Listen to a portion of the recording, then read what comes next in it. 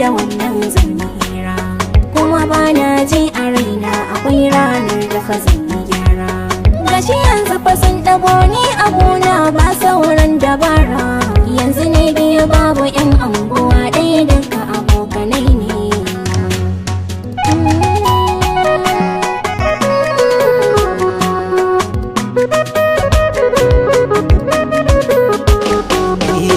soke kamar uwa yadda ta yi wa ɗan tarare da rana, ba mugunta babu cuta na yarda na saki cikin jikina, kuma yake ka so na baki hakika zan miki a burina, da wuka kika zo gurina kike ɗiban naman jikina, tunda na gane hakan dija gaison ba zan sake yi wa.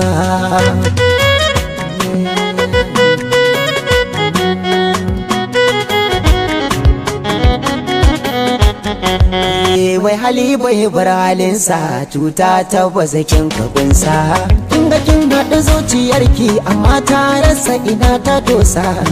Allah ya baki kyau amma na maciji babu shakka, so na yi da kai da gaske amma guna kin kwance sarka.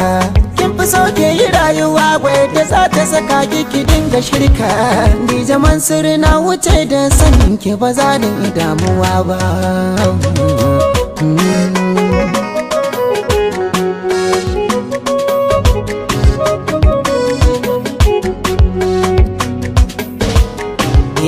In haɗe kanmu jagwal ba ki tsoro me zai je ya dawo, dan tun farko na gane kina buya ba ki so na juyo, amma tsanani na so dan na ke miki shi ya hana na tono. Kuma na yi nufin abokai da ikon Allah kar sa gano, amma ke kin yi shuka zagon kasa babu ruwa ya tono.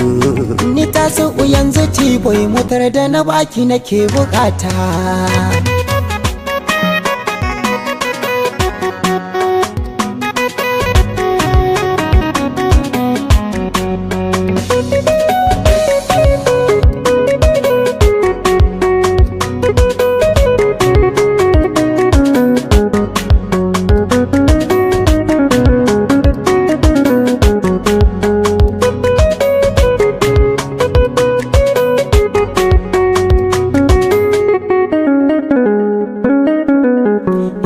Sai ki bani kuɗaɗe na da na baki ban yafewa, miliyan 300,300 ne kika ci ban mantawa. Sai ki dawo min da su zan yi jari ba don na gaza ba.